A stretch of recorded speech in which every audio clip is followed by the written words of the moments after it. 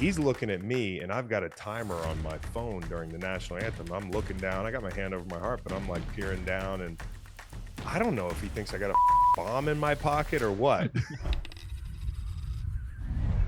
You told us a story, I think a year or two ago. One of the biggest sweats you've had was, Minnesota, Buffalo. oh no, I was thinking Super Bowl national anthem before you had to present Oh Man yeah. of the Year. But I can't remember all the details. Sort of So explain what so I happened. I've been out.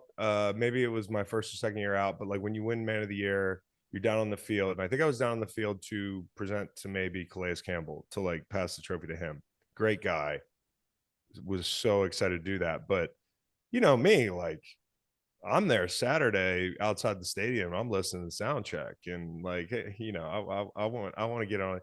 It's a little frustrating, and you understand why that they cap these props because it is so easy, a la the Gatorade and that sort of thing. When you saw the odds for the Gatorade bath this year, like obviously there's inside information that gets out, but I had bet the anthem, and I'm sitting there on the sideline next to Teron Armstead, and this just kind of illustrates the dichotomy between active player and retired player is he's looking at me, and I've got a timer on my phone during the national anthem. I'm looking down. I got my hand over my heart, but I'm like peering down, and I don't know if he thinks I got a bomb in my pocket or what.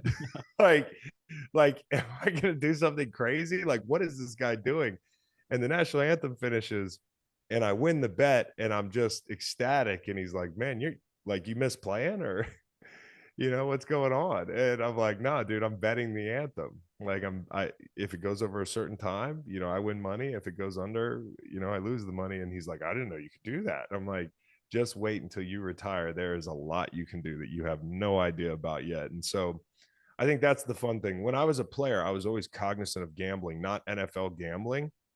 I didn't really know the lines like that. Like, famously when we were underdogs, I just knew we were underdogs, but I never during an NFL season knew what the line was, because obviously there's nothing in it for us. And, who gives a shit? But college football, I'd walk around the locker room and try to find takers on little, $100 bets. We'd be out to dinner or whatever. And, you got guys that don't understand gambling. So like he would say, "I don't do that spread stuff." I'm like, okay. So I wait until his team's a favorite, his alma mater. And then, I'd come up to that guy and be like, "Yo, straight up, I like Ohio State this week," or whatever it is.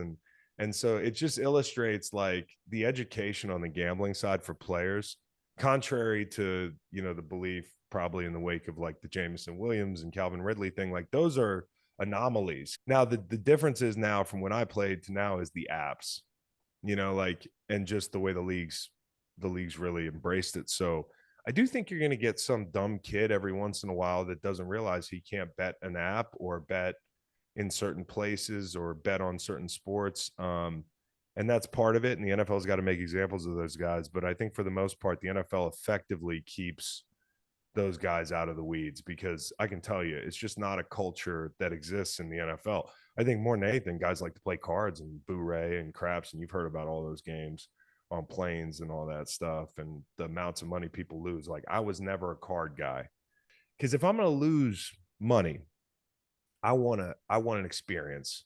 You know, I don't want to lose it playing blackjack in 5 seconds.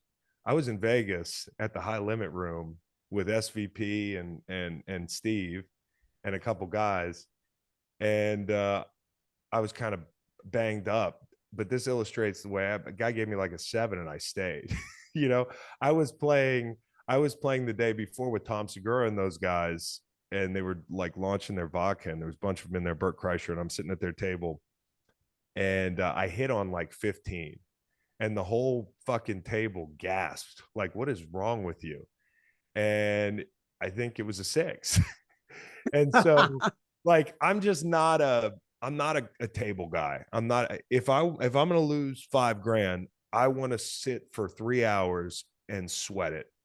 Like it makes me feel alive. I do not feel alive when I walk out of a casino and I'm lighter.